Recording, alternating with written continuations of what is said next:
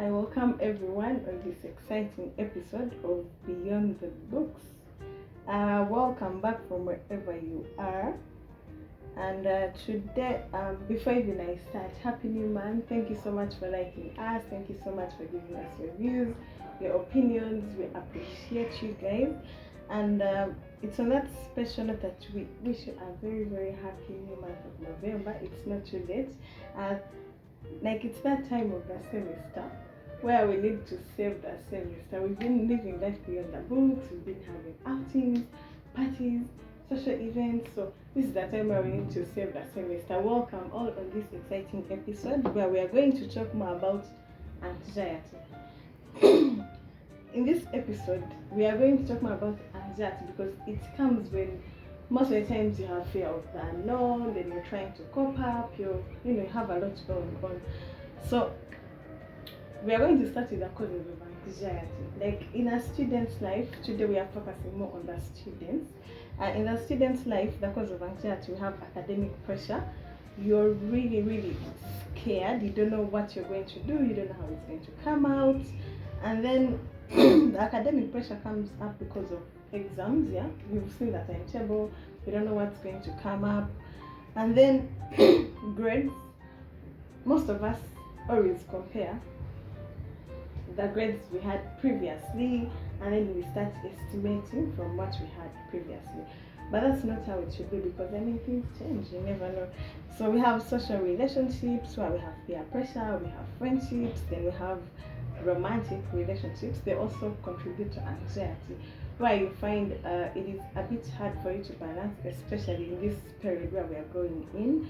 We have time management and balancing responsibilities. Most of the students are leaders. You have the side hustles, you have the businesses, some people have families.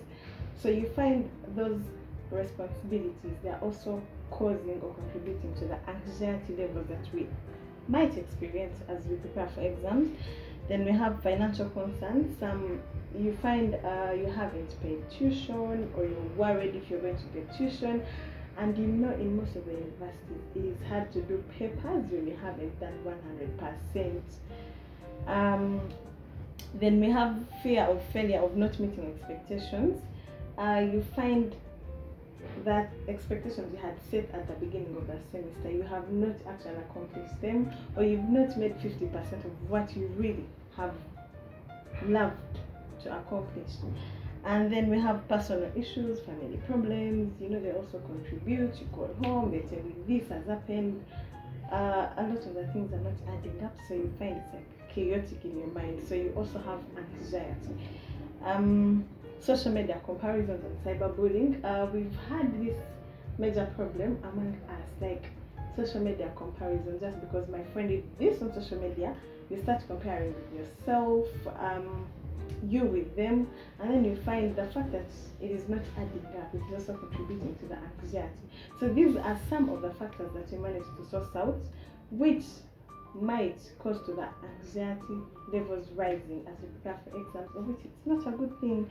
So the symptoms, if I might sample a few of them, I got these sources from some medic who will be joining us later on in future. But the symptoms of anxiety, we have persistent worry or fear. You keep worrying persistently. I don't know what I'm going to do in the paper. I have not read this chapter. I haven't touched this PDF. Like, you keep worrying, so that shows you're really, really anxious. Difficulty in concentrating or sleeping. I've had actually a one-on-one interaction with some of my friends. I'm like, you are not sleeping, and like, how can I sleep? I have a lot on my mind. I have this course unit, I have this course unit, I haven't done coursework, I did not submit that semester, things like a lot of things. You cannot sleep because you have a lot on your mind, so that shows that you're really anxious. Then we have rapid heartbeat or sweating or trembling. To some extent, a bit like the heartbeat part, it might not be because of anxiety, but then if you find you're seeing these other symptoms that you've mentioned, it shows that you're really, really anxious. Like, you keep sweating, you're trembling, you get a book to read, but you just cannot concentrate, you don't have focus. Avoidance behaviors. You find you are avoiding your peers. You want to avoid everyone. You feel like you need your own space. Like, because you really need to find yourself. That shows that you're really anxious. You start isolating yourself. Then another one, you have mood swings and restlessness. You find your mood swings are uncontrollable. You just be there from nowhere. You just, your wires are off. So that shows that you're really anxious as well. So if we can go a bit into the control measures of anxiety, I'm going to talk about the short terms because we need short term solutions, right? We don't want something that is going to take long. That's something like procrastination, but we don't want us as students to go that side. So the control measures of anxiety, there is this funny measure of which some of us choose to ignore, but it really works. Deep breathing exercises. If you find that you're having those symptoms, your heart is, running faster than you expected, and you're shivering, you're trembling, you're sweating, you can try deep breathing exercises. It really works. I personally, it works for me, and I keep doing it every time I feel I'm reaching that level of being anxious. I cannot concentrate, I cannot sleep. I just have to take a deep breath, and then literally everything works out. It is a process. It's not like it's just going to work immediately, but practice makes perfect. You have to keep practicing, be consistent. And then we have mindful meditation. Some people will think meditation is for the whites, but no, we can also meditate. It gives you a time to, between you and yourself. It is only you. Like, you have to meditate, you see the problems. Actually, you can find solutions through meditation. And then we have physical exercises. It's not like, if we talk about physical exercise, we're not saying go to the gym. Then instead, you can even exercise from your room. You just wake up, do some push-ups, then move around. Also, dancing is actually a physical exercise. You can dance and throw some calories. You can just drop them. So another one, we have journaling or expressive writing. This also works. But then if you can put this in a concept of academics, like we're going to do papers, if you're reading, some people think, oh, I will just read once and understand. Yeah, it can work, but also do expressive writing as you're reading. Note something down, note important points down, so that you cannot forget, and you can come back to them for reference. It will also help you, especially if you're constantly worried that you're not understanding things or things are not working out. And then another one, we have talking to a trusted friend.